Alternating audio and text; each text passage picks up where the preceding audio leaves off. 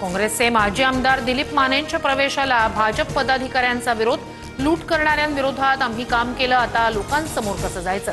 कार्यकर्त्यांचा भाजप शहराध्यक्षांना सवाल। सर्वांना विश्वासात घेऊनच निर्णय घेतला जाईल। प्रदेशाध्यक्ष आणि पालकमंत्र्यांशी चर्चा। कार्यकर्त्यांवर अन्याय होईल असं वाटत नाही। सोलापूर भाजप शहराध्यक्ष रोहिणी तडवळकर यांची प्रतिक्रिया। राष्ट्रवादीचे 3, काँग्रेसचा 1 माजी आमदार भाजपच्या वाटेवर। दत्ता भरणेंची सोलापुरात पदाधिकाऱ्यांसोबत बैठक। पक्षातील गळती रोखण्यासाठी राष्ट्रवादी सतर्क। कोणताही नेता राष्ट्रवादी सोडणार नाही। सोलापुरातील 4 पैकी 3 माजी आमदार भाजपच्या वाटेवर असल्याच्या चर्चांवर दत्ता भरणेंचं उत्तर। ऐसा कोई सगा नहीं जिसको भाजप ने ठगा नहीं, तो अजित पवार किस झाड की पत्ती। राष्ट्रवादीच्या माजी आमदारांच्या भाजप प्रवेशाच्या चर्चांवर राऊतांची टीका। मुंबई पालिकेतील बदली बढती घोटाळ्याची एसआयटी मार्फत चौकशी करा। सुनील प्रभूंची मुख्यमंत्र्यांकडे पत्राद्वारे मागणी। पालिका अभियंत्यांच्या बदलीत अनियमितता झाल्याचा प्रभूंचा आरोप। मिठी नदीच्या गाळाचे पैसे खाणाऱ्यांची ही चौकशी करा। सुनील प्रभूंच्या आरोपांवर उदय सामंत यांचा पलटवार।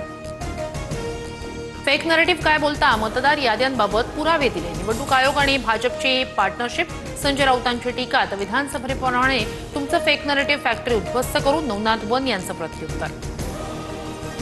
मत चोरी म्हणतात त्यांचा निवडणुकीत धूर निघणार। महापालिकेतील चोरी आम्ही आधीच पकडली आहे। प्रसाद लाड यांची उद्धव ठाकरेंवर टीका।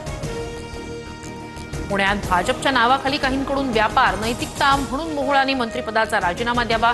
पुण्यात भाजपच्या काही लोकांकडून स्वतःचा गल्ला भरण्याचं काम। धंगेकरांचा आरोप।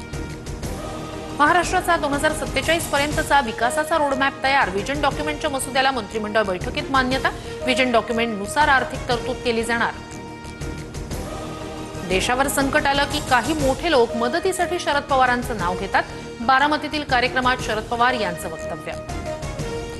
संकट काळात मोदी शहांना शरद पवार आणि बाळासाहेब यांनीच मदत केली, मात्र मदतीचे पांग कसे फेडले हे सर्वांनी पाहिलं। पवारांच्या वक्तव्यावर राऊतांची प्रतिक्रिया। छत्रपती संभाजीनगरमध्ये जिल्हाधिकाऱ्यांच्या बंगल्यासमोर शेतकऱ्यांचं आंदोलन। शेतकरी संघटनेकडून काळी दिवाळी साजरी करण्याचा प्रयत्न। संकुल शेतकरी संघटनेचे कार्यकर्ते पोलिसांच्या ताब्यात। सरकारनं जीआर काढावा आणि दिवाळीचे काही दिवस पुढे ढकलावे। सरकारनं केलेली घोषणा अद्याप अंमलात नाही। खासदार ओमराजे निंबाळकर यांचा निशाणा। नंदुरबारमधील स्थानिक स्वराज्य संस्थेच्या निवडणुकीत राष्ट्रवादी स्वबळावर लढणार। मंत्री माणिकराव कोकाटे यांची भूमिका। गुन्हेगारांना पाठबळ देणारं धनंजय मुंडेंचं मंत्रिपद होतं। संतोष देशमुख प्रकरणात धनंजय मुंडेंचंच पाठबळ। करुणा मुंडेंचा आरोप। छत्रपती संभाजीनगरमध्ये दिवाळी स्नेहमिलन कार्यक्रम। एरवी एकमेकांविरोधात चिखलफेक करणारे नेते दिवाळी स्नेहमिलन कार्यक्रमात एकत्र। पोलीस स्मृती दिनाच्या निमित्तानं मुंबईतील नायगावच्या पोलीस मैदानात परेड। मुख्यमंत्री फडणवीसांकडून बलिदान दिलेल्या पोलीस बांधवांना श्रद्धांजली अर्पण। ऊसाला एफआरपीनुसार भाव देण्यासाठी धाराशिवमध्ये ऊस उत्पादक शेतकरी एकवटले। एफआरपी प्रमाणे भाव न दिल्यास तीव्र आंदोलन करण्याचा इशारा। नवी मुंबईतील कामोठे सेक्टरमध्ये एका सोसायटीतील फ्लॅटला आग। आगीत आई आणि मुलीचा मृत्यू। वाशीमध्ये रहेजा रेसिडेन्सीमध्ये 10व्या मजल्यावर आग। आगीत 4घांचा मृत्यू तर 10 जण जखमी झाल्याची माहिती। दिवाळीच्या पहिल्याच दिवशी हवेचा दर्जा खालावला। सोमवारी मुंबईच्या हवेची गुणवत्ता अत्यंत खराब श्रेणीत। अनिर्बंध फटाके फोडल्यानं प्रदूषणाच्या पातळीत विक्रमी वाढ। यंदाच्या दिवाळीत जोरदार आतषबाजी। चेन्नईत फटाक्यांच्या विक्रीनं 7,000 कोटींचा टप्पा गाठला।